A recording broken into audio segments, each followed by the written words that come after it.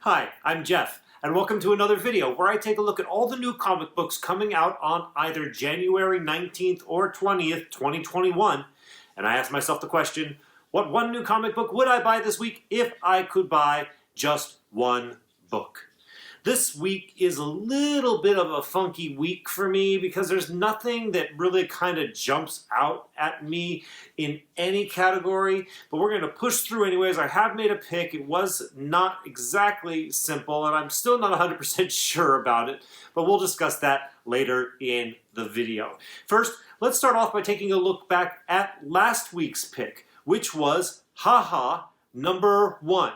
And the question, as always, was this a worthwhile and worthy pick for my just one book of the week? And the answer to that question is yes. I enjoyed it. It was weird. It was creepy. It was imaginative. It was odd. It was heartwarming. It had a lot of good things going for it. These types of stories are not necessarily the ones that I gravitate to first and foremost.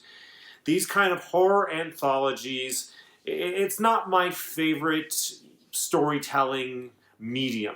That being said, I can appreciate good stuff when it's good, and I gotta tell you, Haha number 1 was good. I am absolutely interested in seeing what is yet to come from the next, I believe, 5 installments of Haha. So if you didn't already pick it up, I recommend checking it out. Also, it's doing quite well on the secondary market. I haven't actually checked today, but 2 days ago when the book came out, it was already selling for $15 across the board on eBay. And that's a pretty good sign for, at the very least, its short-term desirability. So I hope you were able to get a copy, and I hope you enjoyed it. If you didn't enjoy it, or if you did enjoy it, let me know down in the comments what you thought of Haha number 1 if you had the chance to read it. Okay, let's get into this week's picks. And I'm going to get to the cover pick when I get to that book, so we'll save that for now. Let's go ahead and start by looking at some of the books that come out this week. The first one I want to mention is The Avengers, number 41. This is part 2 of the Enter the Phoenix storyline. As you all know, I'm excited about this storyline myself. Issue number 40 was my pick a few weeks ago. So I'm excited about this story. I'm excited to see what's going to come out of it. And I'm excited to read issue number 41. The next book I want to mention to you is Future State, The Next Batman, number 2. Now, I have not had an opportunity to read issue number 1 of The Next Batman yet. So I don't know yet. I can't put my pulse on what I think about this title in general. But there is something I can tell you about this specific book. And it's one of the, I guess it's the C story, as you would call it, in this book. And let me just read it for you real fast. And in a story of the Gotham City sirens, some girls just want to have fun. So what do you do when you find Gotham City in turmoil and overrun by cybers? You go shopping, of course. Join Catwoman, Poison Ivy, and a new siren on a gal's night out. They're on the town looking for trouble and finding it. I don't know why we're putting in C stories about these characters going out shopping and looking for trouble. It triggers me. Maybe it shouldn't. Maybe I should just, let it be the fun that it was intended to be. But it's a bit triggering to me that these characters are like, they're girls, they're gonna go shopping. I hope that it's better than it seems in the description. Let's just put it that way. The next book I want to mention to you is Once and Future 15. I just recently bought 1 through 14, and I went and I read through them all in a couple days. And I really like Once and Future. It's especially appealing to anybody who is a big fan of classic British literature, like King Arthur and the Knights of the Round Table, or Beowulf and things like that. But just in general, it's fun, it's exciting, it's entertaining, and I like it a lot. And it's a book that I recommend for you if you aren't already checking it out.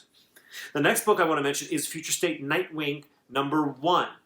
all I have to say about Future State Nightwing #1 is that, in my opinion, Nightwing is one of the most underrated characters in the DC universe. I think he is deeply in the shadow of Batman.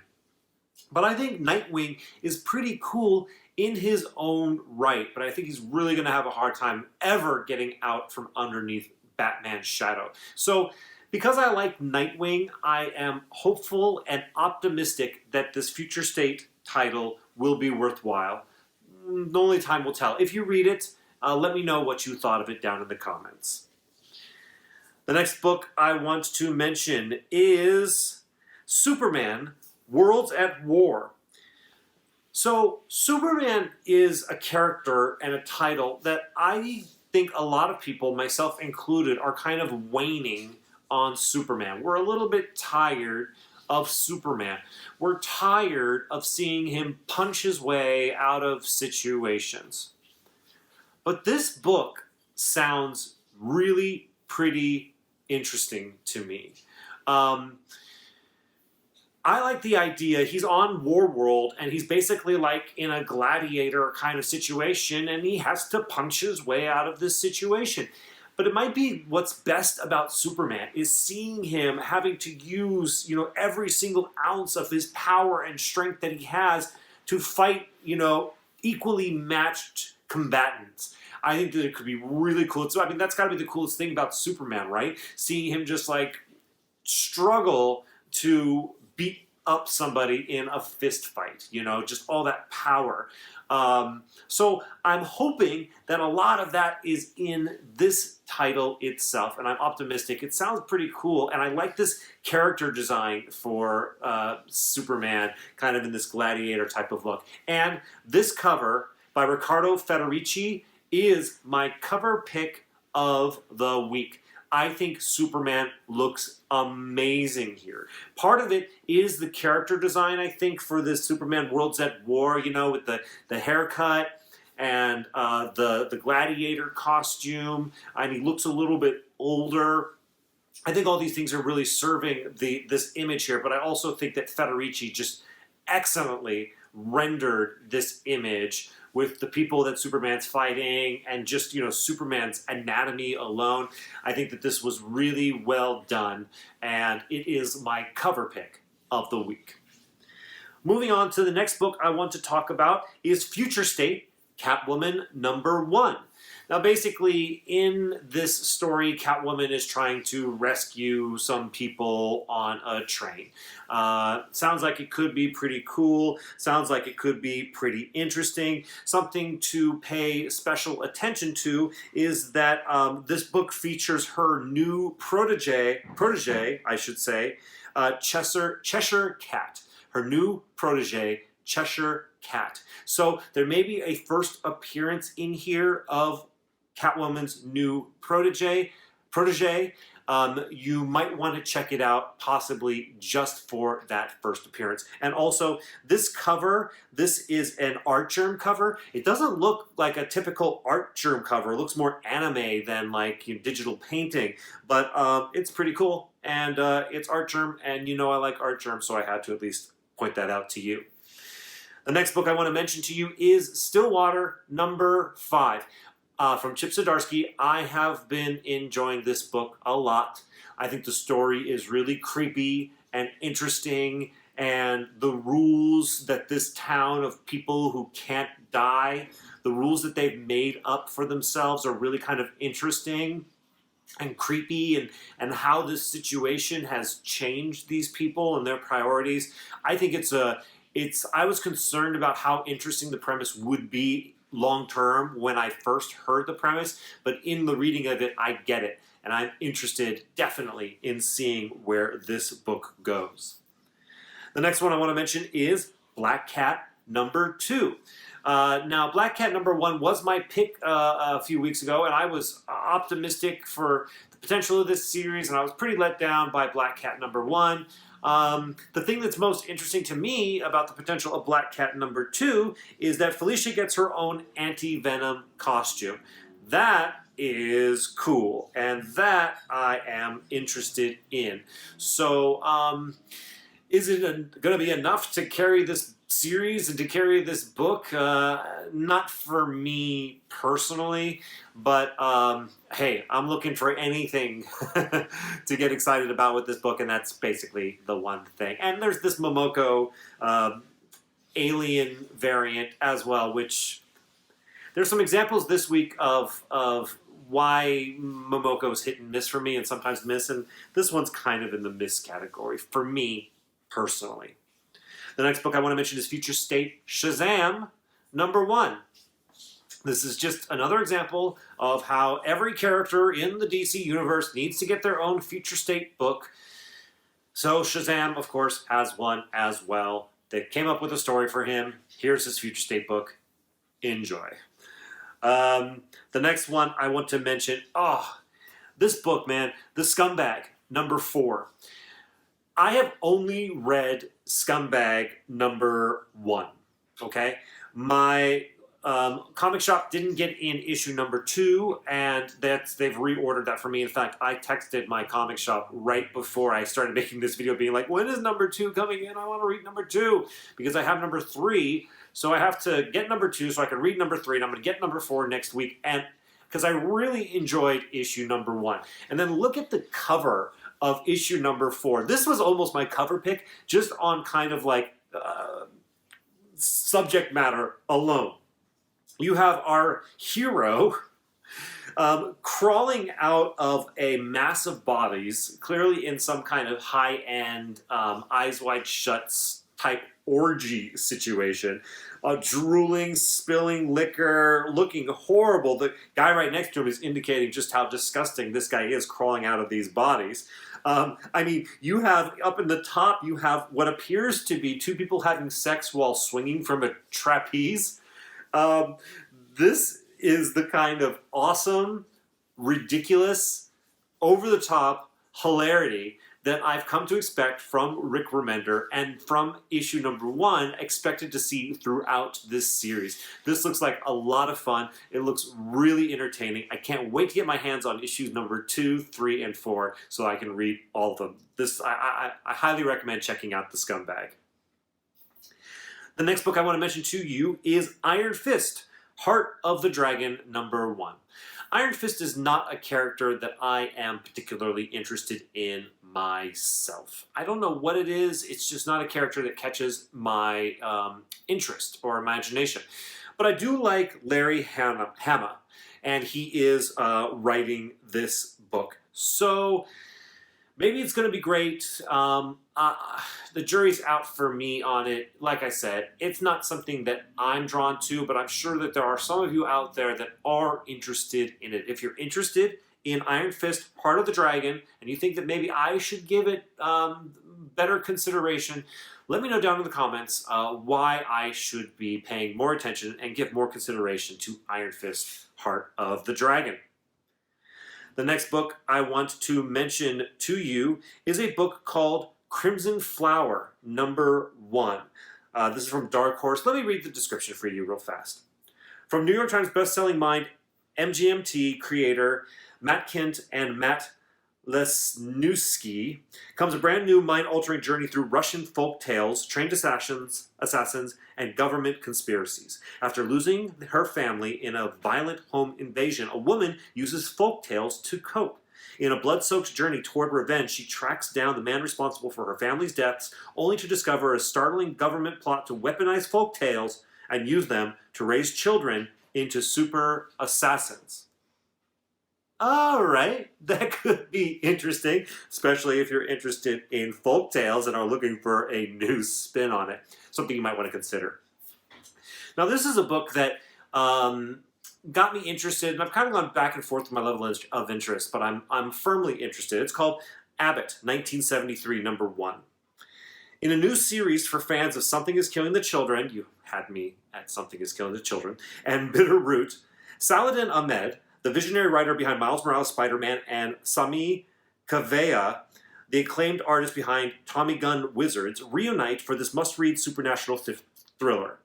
Detroit's hardest-hitting journalist, Alana Abbott, is trying to make a fresh start at a new newspaper, but her deadly past isn't ready to let go. The city is days away from the historic election of a black candidate as their new mayor, but a vicious new group has emerged to destroy him, targeting anyone who supports his campaign or the change he represents. That means Abbott, who discovers the group's connection to a dangerous dark magic, has been targeted for certain death, unless she embraces her true power as the Lightbringer to save her city. That last line is what interests me most about this. Embracing her true power as the Lightbringer to save her city. The rest of the premise seems maybe a little bit contrived, but I'm interested in her Lightbringer power, whatever that may be. I think I'm going to check it out just so that I can get a sense of that. And then once again, they evoke something is killing the children, so it's like kryptonite to me. So I'm going to have to at least check it out. The next book I want to mention to you is Rain Like Hammers, #1. It says, Eugene is a new inhabitant of Elephant, a walking city on the desert world of Crown Majesty. Far from friends and family, he spends most of his time navigating melancholy daydreams, toying with alien technology, and researching the best places to find high-quality fast food. At best, his life is lonely and monotonous. But all that changes when a mysterious force begins destroying Crown Majesty's walking cities. All right, I kind of like the idea that they set him up as just kind of like a guy who sits at home surfing the internet. But then it's like, well, all that's about to change with this turmoil that his city is presenting. So it seems kind of fantastic, seems kind of fun, something you might want to consider checking out. The next book I'm going to mention is Marvel Action Origins #1. The only thing to say about this is yet another retelling of Spider-Man's origin. It's meant to appeal to younger readers. So if you have a kid that somehow hasn't heard the origin of Spider-Man's story before, this might be an opportunity for them to read that story. It also has an origin story for Thanos. The next book I'm going to mention is a book called Sweet Downfall, #1. It says, Johnny is an old model crash test dummy who's been repurposed as a hitman for the Don Vito Coriaci of sprawling Ocean City-bound state Santa Clara City. That sentence is kind of weird. Johnny is loyal and follows orders to the T until his latest mission, when he's tasked with bringing in a mermaid, a delicacy with healing properties. When Johnny falls in love with the mermaid and decides to save her, the chase is on through crumbling skyscrapers and colossal cyber angel statues. In a hailstorm of lead, breathtaking pursuits, and Mexican standoffs. Enjoy the first issue of this nonstop, followed by the entire story collection collected soon after in one volume. That was hard to read because it's missing punctuation, and I also think it's missing words in this description, so I did my best to have it make sense. But it sounds like it could be fun. It's a little contrived, but it does sound like it could be fun. Something you might want to consider checking out. This one sounds a little bit more interesting to me, and I like what they're doing here. This is called Loot #1. This is from Scoot, which is the imprint at Scout. It says, orphaned at birth, serial kleptomaniac Emily Doe was lucky to be adopted by Viola Jackson, the cop who kept arresting her. Now grown up, sort of, Emily D. Jackson works for her newly retired mom in loss prevention at a big box superstore by day and turns her passion for theft into part-time treasure hunting on the side.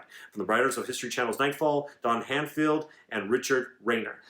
I mentioned this one because this is one of the few titles for kids out there that are out this week, and just in general there seems to be very few comic books that are actually geared for kids. And as somebody who got into comic books as a kid, I like featuring at least one title that is for kids and something you might want to pick up for your kid if you're shopping for one this week.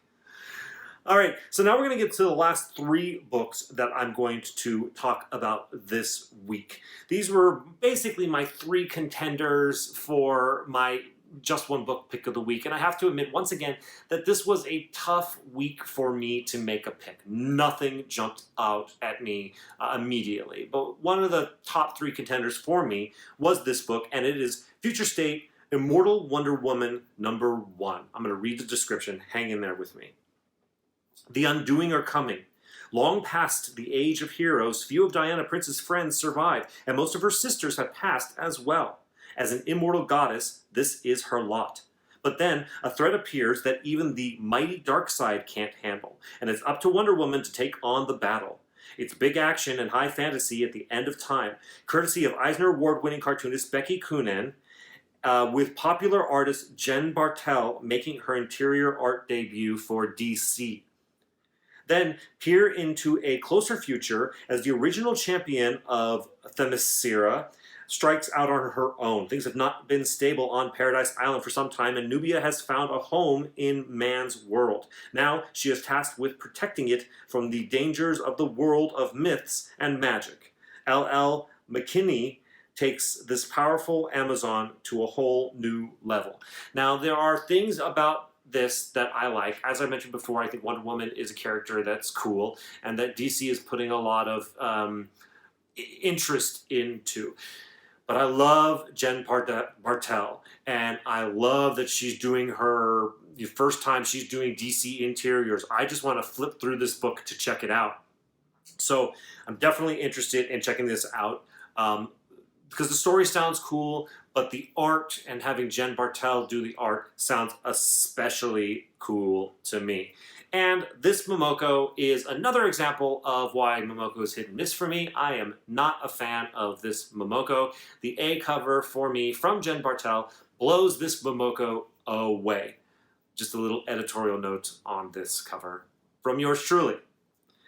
The next book I'm going to mention, I really wanted it to be my pick. It is King in Black number 3. The reason it might not have been my pick this week is because I picked issue number 1 and I picked issue number 2, and I guess I felt that I couldn't also pick issue number 3. So there may be a little bit bias here. Maybe this book should be my pick of the week, but I'm going to go ahead and I'm going to stick with it not being my pick. And the reasons I'm excited about this book are basically, one, in general, I'm excited about King in Black. I think that the first 2 issues have been great, and I expect more greatness from the main King in Black storyline from Donny Cates and Ryan Stegman. But especially this issue number 3, because people in issues number 1 and 2, there was at least 1 or 2 references to, hey, where's Thor? We sure could use a Thor right now. Well, Thor appears to be showing up if the covers are any indicator. And I'm really looking forward to seeing Thor go toe-to-toe with Null. It has a lot of potential to be very awesome. And if Donny Cates doesn't let us down very often in the awesome category, so I'm looking forward to this book and reading this book. But it wasn't my pick this week. I had to go with a book that was, as I do often, is I had to go with my gut with this pick. And frankly, guts are spilled out all over the cover of this book, so it made going with my gut seem that much more appropriate. The book is I Breathed a Body. Number 1, this is from Aftershock. Here's the description. A science fiction horror series about social media, big tech, and influencer culture. It's the social network meets Hellraiser. When the world's biggest influencer posts something irredeemably horrific online, the world changes in an instant. Now it's up to his social media manager, Ann Stewart, to fan the flames of outrage and create a sensationalist campaign that rewrites the rules of banned content. Thus begins a carnival of lust, revulsion, desire, and disgust, all for viral videos. I Breathed the Body is a horror series about the voyeurism of violence and the big tech companies who engineer patterns of fear in society. Okay, I know what you're thinking, because I'm thinking the same thing a lot. This seems really heady and socially conscious. But something about it is about that aspect of it is what appeals to me about it. If it's done well, I think that this could be a really cool story. I don't necessarily use this as a litmus test, that's the right word, right? When I'm judging what I think is good and what is not good. But one of the things that kind of resonates for me is when I think that a comic book story would also make a good movie or television show. That it has something going for it in its plot and in its tone that I think would lend itself to a visually artistic medium, like film or television, and of course, like comic books. So there's something in there that is compelling and interesting for me, and I can't pass it up. You know, there are books this week that I'm super excited about. You know, like I'm super excited about reading Scumbag, and I'm super excited about reading King in Black, and generally, you know, I should probably pick up books that, you know, and say how my pick should be a book that I'm like already inherently super excited about. This book I'm like cautiously excited about. In a week where, like I said, there was no book that jumped out at me, I had to go with a book that just kind of, I don't know, felt interesting. Felt like, whereas, like, I think Scumbag's gonna make me smile. And I think, you know, King in Black's gonna make me go, ooh, yeah, that's awesome, you know? I think that I Breathe the Body might make me go, that's interesting. Similar in the way that like a Stillwater kind of is thought-provoking and interesting to me about how the plot influences people's behavior, like how the situation makes people behave in a certain way. And so I'm interested in how the plot of I Breathe the Body is going to make the characters in that book behave in a certain way. Dude, I could be completely wrong about this book. This book, I'm going to read it, and it could potentially be a pile of hot garbage. There's only one way to find out what I thought of it, and that is to watch next week's video after I've had the chance to read it. But for now, it is the book that I find most compelling and most interesting, and that I'm just most curious about and looking forward to, I guess, reading the most in a weird way, which once again surprises me when I'm as excited about some of the other books that are out this week. So for all those reasons, that's why I have picked I Breathe a Body #1 as my just one book pick of this week. Well, folks, it was a tough one this week. I had to work. I gave way too much thought into what book I was going to pick, what cover I was going to pick, because nothing was jumping out at me. I hope that you appreciate the effort that I put into coming up with something to share with you in these videos. If you do, please hit the like button. Once again, as always, likes are so encouraging and so appreciated. If you could just go ahead and hit that like button if you liked this video at all, that would be super. If for some reason this is the first one of my videos that you're watching, thank you so much for watching this video all the way to the end. I absolutely invite you to hit the subscribe guy right here and make sure to hit the notification bell so that you are informed when I post new videos. As always, thank you so much for watching this video. I will see you in the next one.